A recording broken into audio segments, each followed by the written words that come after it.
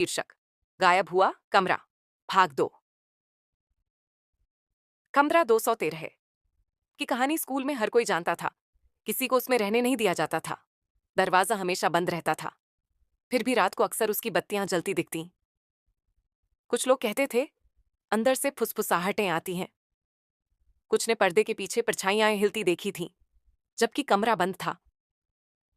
लेकिन करिया शर्मा, जो अभी अभी हॉस्टल में दाखिल हुई थी, उन लोगों में नहीं थी जो डर जाए। उसे रहस्यों को सुलझाना पसंद था। पहली ही रात को उसने अपनी रूममेट उस अंजलि कांत से पूछा, क्या सच में ऐसा कुछ है? अंजलि ने फुसफुसाते हुए कहा, बिल्कुल। पिछले साल एक लड़की ने दरवाजा खोलने की कोशिश की थी। अगली ही सुबह उसने ट्रांसफर ले लिया। किसी से कुछ नहीं कहा। रिया का मन उत्सुकता से भर गया। अगली रात लाइट्स बंद होने के बाद रिया चुपचाप उठी। टॉर्च लेकर हॉस्टल के आखिरी कॉरिडोर में पहुंची। कमरा 213 अब भी था। दरवाजा थोड़ा खुला हुआ था। उसने सांस रोकी और धीरे से अंदर कदम रखा। कमरा खाली बंद था। ना बिस्तर, ना मेज, ना अलमारी। बस एक दीवार पर लटकी हुई एक पेंटिंग। उसमें एक लड़की खिड़की की ओर देख रही थी। रिया ने कदम आगे बढ़ाया। तभी दरवाजा जोर से बंद हो गया। वो पीछे मुड़ी। दरवाजा अब बंद था और कुंडी भी नहीं खुल रही थी। फिर उसने देखा, पेंटिंग में अब लड़की का चेहरा थोड़ा मुड़ गया था। वो रिया को देख रही थी। अचानक कमरे में एक ठंडी हवा चली। उसकी टॉर्च बंद हो गई। फिर एक धीमी फुसफुसाहट। वो कभी कमरे से निकली ही नहीं। दरवाजा अचानक खुला। अंजलि खड़ी थी।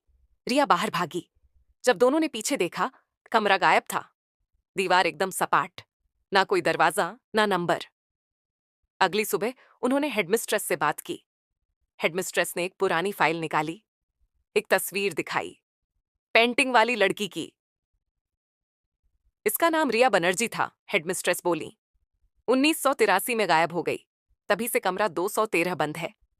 रिया शर्मा के रोंगटे खड़े हो गए। उसका नाम भी रिया था। उस रात रिया फिर से नींद नहीं ले सकी। आधी रात को उसने फिर वहीं सुना, धीमे दस्तक की आवाज। ठक ठक ठक। वो बाहर आई। कमरा 213 फिर से मौजूद था। दरवाजा आधा खुला था। हल्की रोशनी अंदर से आ रही थी। इस बार रिया बिना रुके अंदर चली गई। पेंटिंग अब भी दीवार पर थी, लेकिन अब लड़की मुस्कुरा रही थी और उसके हाथ में कुछ था, एक चाबी। फिर वो आवाज फिर आई, तुम लौट आई। पीछे मुड़कर रिया ने देखा, रिया बनर्जी बांधी खड़ी थी। मैं यहां फंसी हुई थी, बनर्जी बोली।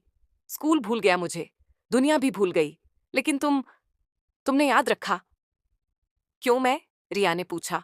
क्योंकि तुम्हारा नाम गूंजता है मेरे नाम जैसा, और तुम्हारे अंदर डर नहीं, जिज्ञासा है। उसने चाबी बढ़ाई। तुम मुझे आजाद कर सकती हो। रिया ने चाबी ली। दीवार पर एक नया दरवाजा उभर आया। उसने चाबी लगाई। दरवाजा खुला। उसके पार थी चमकदार सुनहरी रोशनी। बनर्जी मुस्कुराई। अब मैं घर जा सकती हूँ, जहां भी वो है। वो दरवाजे से अंदर गई और धीरे से गायब हो गई।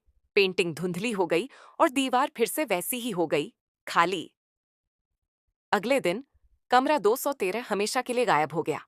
स्टाफ को याद ही नहीं था कि कभी ऐसा कमरा था। यहां तक कि रिया बनर्जी की तस्वीर भी रजिस्टर से गायब थी। सिर्फ तारिया और अंजलियों को सब याद था।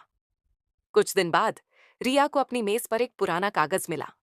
उस पर लिखा था, हर रहस्य सुलझाने के लिए नहीं होता, बल्कि समझने के लिए होता है। रिया बनर्जी। रिया मुस्कुराई। उसे सब समझ में आ गया था, और जब भी वो उस दीवार के पास से गुजरती जहां एक बार कमरा 213 था, वो चुपचाप सिर हिला देती, क्योंकि शायद कोई अब भी उस पार देख रहा हो। स्मा